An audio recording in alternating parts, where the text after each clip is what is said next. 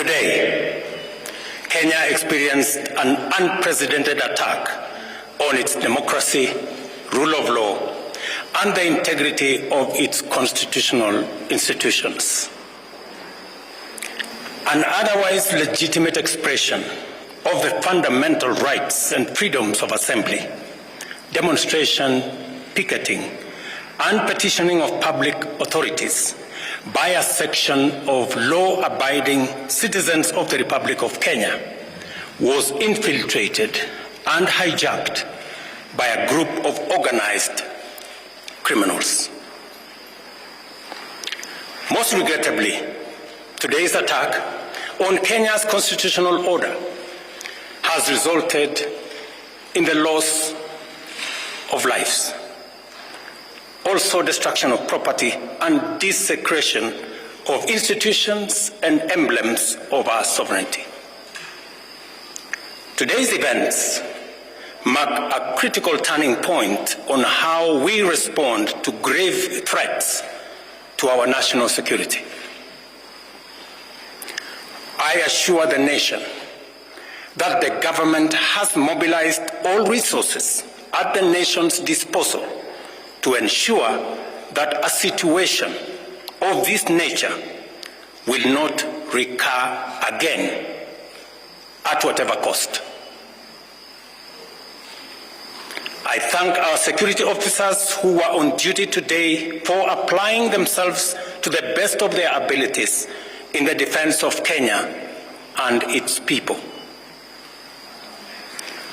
Accordingly, I have directed all the organs of our national security to deploy measures to thwart any attempt by dangerous criminals to undermine the security and stability of our country.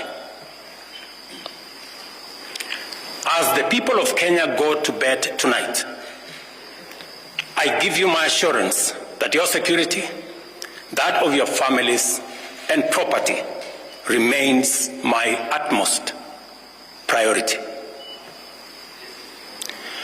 To the young people of Kenya, who I must thank for helping our country organize our democratic discourse around issues, I thank you and assure you that the conversation you have begun around pertinent issues of our nation will continue to inform our policy and governance decisions. As I promised on Sunday, this conversation will not be in vain. I will not only champion for the cause of issue-based, policy-oriented, and tribeless engagement on critical national issues, but also provide a framework for this conversation to be processed and its outcomes implemented. However, our national conversation on any subject matter must be conducted in a manner that respects and honors the foundational values upon which our nation is established. We have incurred as a nation today. It is possible that the criminals who rained terror on innocent people and attempted to challenge our law enforcement deployments are still determined to continue with their dangerous behavior.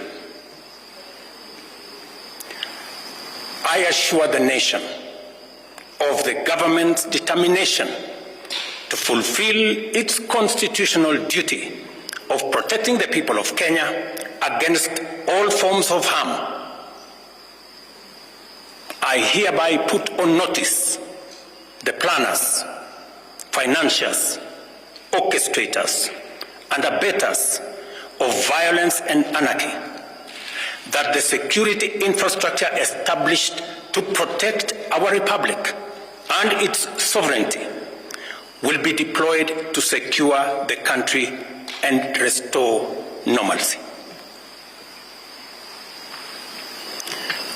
It is not in order or even conceivable that criminals pretending to be peaceful protesters can rain terror against the people their elected representatives and the institutions established under our Constitution and expect to go scot-free. We must isolate crime from democratic expression and separate criminals from people exercising the freedom of expression and divergent opinion. I shall continue to lead a government that is fully committed to maintaining the integrity of our state, promoting the unity of our nation, and enhancing the peace and security of all citizens and their livelihoods. I am bound under sacred constitutional mandate to respect, uphold, and defend the Constitution of Kenya, which declares that all sovereign power belongs to the people, and that this power shall be exercised only in accordance with the Constitution. The government will therefore uphold its constitutional mandate to secure our nation and its development, and shall treat every threat to national security and the integrity of our state as an existential danger to our republic. Accordingly, I assure Kenyans that we shall provide a full, effective, and expeditious response to today's treasonous events. Thank you.